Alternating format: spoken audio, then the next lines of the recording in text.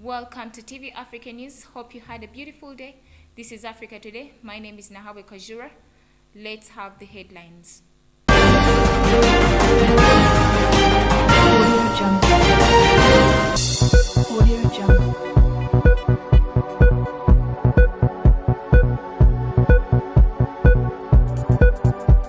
In Africa Today, IGP Ochola warns against chaos ahead of the general elections. Some Ugandans may not vote. Also today, Ghanaian President Nana Akufo sworn in. And in sports, Cranes beat Niger in a friendly match. These and more stories in our bulletin.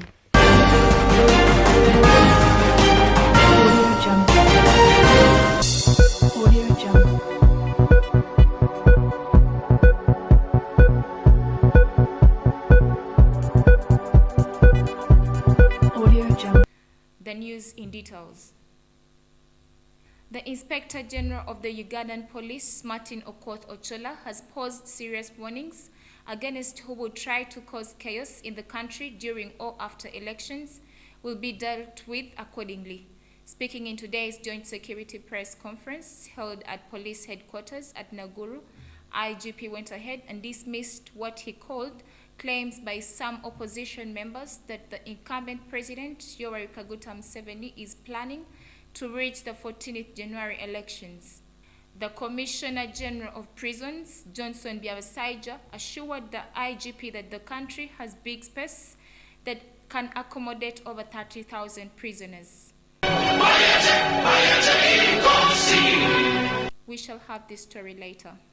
Only 6 days remaining for Ugandans to choose for their leaders this year on 14th this month, and every corner of the country you get to see a multiplicity of posters for aspirants from different political groups and some standing as independent right from the levels of president. We talked to people on how they are preparing for this day and the entire process that is expected to take about 2 months. According to the authorities, on the 14th of January will be a public holiday to ease for Ugandans to move to polling stations and vote for their leaders. It seems there are many Ugandans who are generally less bothered about the electoral process and its outcomes. Some believe the poll results do not reflect their choices. Obumma bwe baleese sayansi waabwe oyo situmutegeera ku mulundi guno kubanga tubadde n'enkola emabega eyokuba nti okwata yinki n'oteeka wali oba n'owandiika kati obuuma obwo ndaba tekinologi waabwe oyo simukakasa ze nkunkubiriza abantu. That biometric, people are lacking knowledge about it, but when you reach there, you put there your thumb just to show your identification. Others say too much vote reading and ballot stuffing happen, and in the end their voting energies, bracing the skills, appear wasted.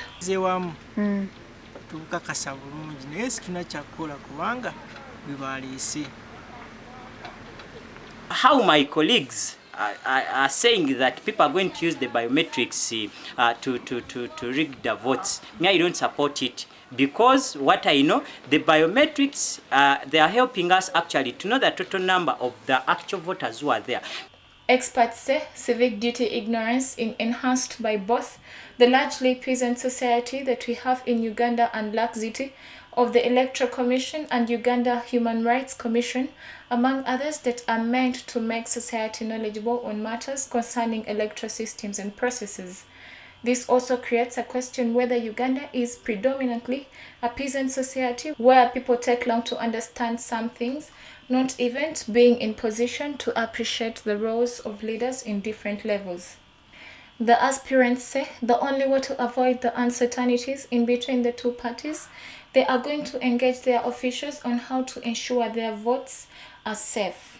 According to the Electoral Commission statistics, there are 146 districts gazette, 353 constituencies, 10,595 parishes, 35,344 polling stations, and 312 countries, 70,062 villages, and town councils. Municipal divisions are 2,184. The total number of people expected to vote and fully registered are 17,658,527. A team of local election observers have tasked authorities at the Electoral Commission to publicize details about the biometric voter verification kits and the technology that will be employed to capture voters' details, tally and compute results of general elections slated for the Thursday next week. The local observers under the Non-Government Organization Forum, in their address to the media in Kampala yesterday, demanded that the EC avails the specifics of the procurement details and how the BVVK will work. A BVVK is an electronic device employed to capture and verify details of a voter before he or she is issued with a ballot paper to vote. The BVVK were used by the EC in 2016 general election.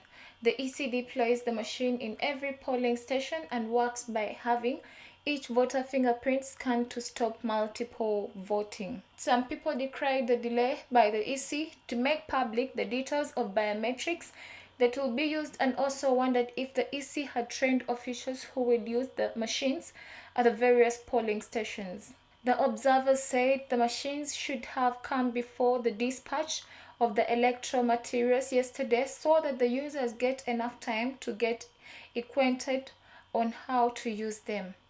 It is yet unclear whether the technology can provide backup of voters' information and whether it can be used to retrieve data in case there is need for an adult.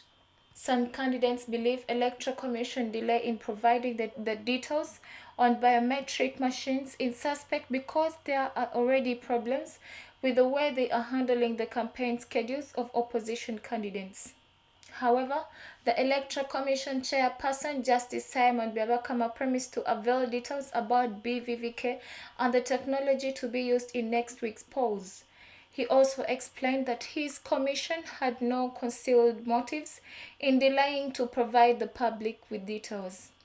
The Electoral Commission Act requires the Ministry of Justice and Constitution and Affairs to make regulations prescribing the technology will be used and table them before Parliament. The Electoral Commission promises soon to tackle the matter as it is just 6 days to the polls.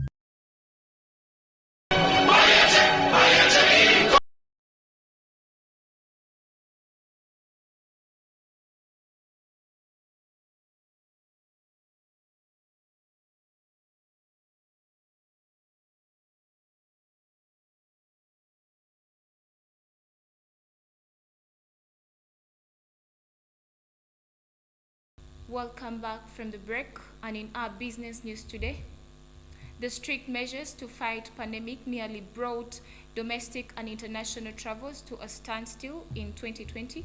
But despite the economic pressures felt by African airlines, there was a resolve for survival. Ethiopian Airlines, Africa's largest commercial airline, quickly diversified to cargo. It avoided seeking bailouts and laying off full-time employees. In Northern Africa, Air Marcos offered free insurance packages to walk customers back into flight. Passenger traffic for air transport dropped at the peak of the COVID-19 pandemic in 2020. The International Air Transport Association said traffic in Africa fell by 89%. Nevertheless, in spite of this drastic fall, carriers on the continent made tremendous strides to survive. Africa's leading carrier, Ethiopian Airlines, managed to close the year with profits of around 2.85 billion euros at the end of June. It is still a shortfall compared to the forecast of over 3 billion euros. The damage was largely salvaged as the airline transformed part of its passenger fleet into freight to compensate for the sudden drop in passenger traffic, coupled with a drastic cost-cutting policy. The Moroccan national carrier devised innovative ways to stay afloat as it was also hit hard by the global health crisis. Royal Morocco offered its customers free insurance with the purchase of a ticket, assuming the coverage of medical expenses of up to 150,000 euros in the event of coronavirus infections contracted during an international trip between December 1, 2020 to 31 May 2021. For TV Africa News, Nalgo Muyingo reporting. After winning the presidential general elections, the Ghanaian president Nana Akufo-Addo sworn in as the new elected president for the next term. We have more on this report.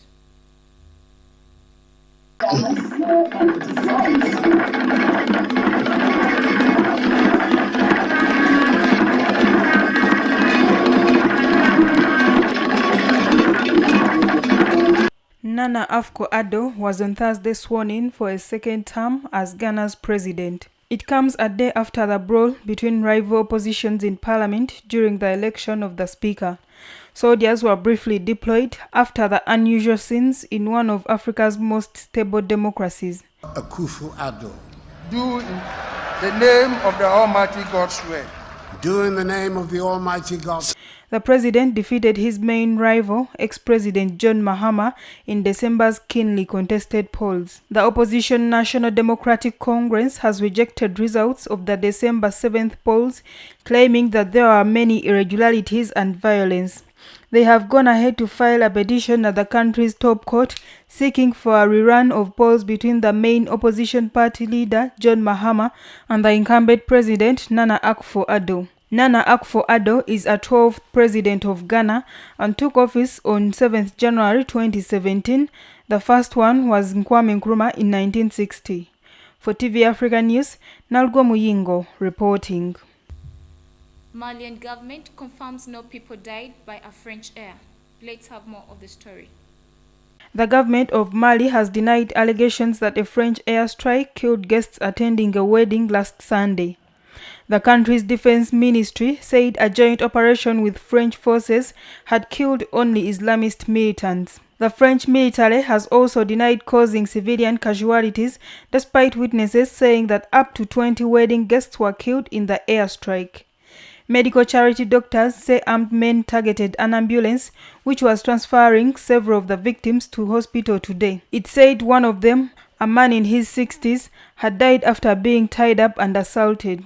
In a strike targeted at 2 villages in central Mali Sunday, Paris claimed to have annihilated militants. French armed forces staff spoke of bombing a jihadist group by a fighter plane. France confirmed that a bombing came after precise and verified intelligence rejected accusations of slaying wedding guests.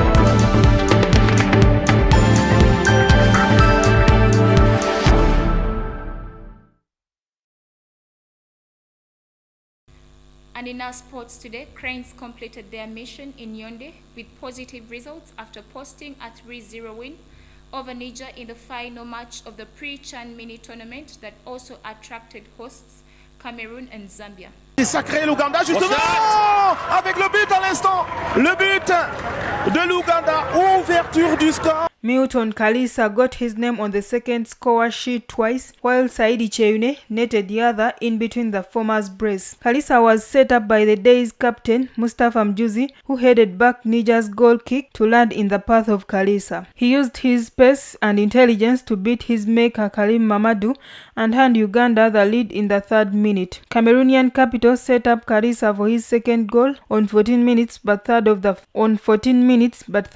tournament. Cranes Jonathan McNistry says the players have learnt much from the pre-Chan mini tournament and given them huge belief heading into the tournament and that they can compete at this level. Uganda will not leave Yaoundé for Douala on Friday, where they will be based until the opening matches of the group stages of the Total Chan Finals 2020. Uganda is in Group C alongside champions Morocco, Rwanda and Niger. Uganda's opening fixture is against regional rivals Rwanda on 18th January 2021, followed by a fixture against Togo on 22nd January, and 4 days later will face Morocco.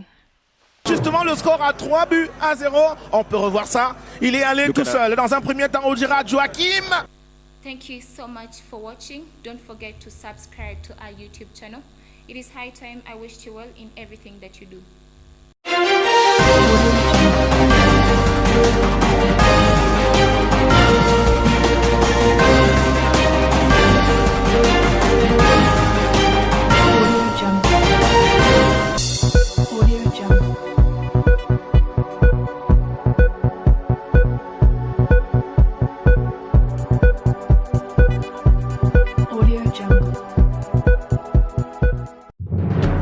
This is Africa, and that was the news.